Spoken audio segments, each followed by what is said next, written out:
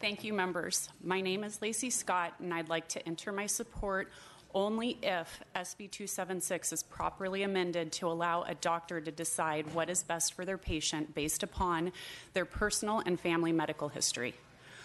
First, I'd like it to be known that I am not against vaccines. I have a primary immune deficiency, which means I am immune compromised and am in need of herd immunity.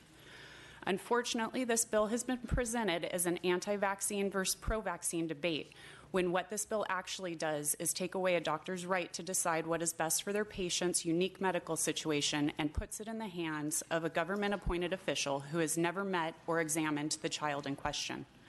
After 35 years of life filled with mystery illness, I was finally diagnosed with primary immune deficiency along with autoimmune disorders and have experienced multiple severe vaccine reactions along the way. These immune disorders aren't as easy to diagnose as Senator Pan has suggested in previous hearings, and they are not covered by the narrowly defined list of contraindications that are the cornerstone of this bill.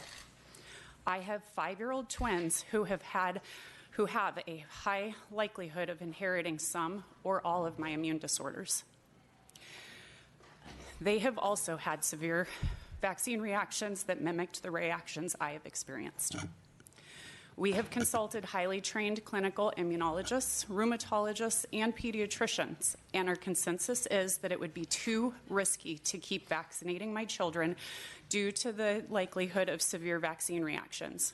We currently have valid vaccine exemptions that are not fraudulent. Our unique medical scenario does not fit within the narrow defined list of contraindications. It is not legal to discriminate against the less than 1% of children with legitimate vaccine exemptions and their right to an education due to family history or a medical disorder that is out of their control.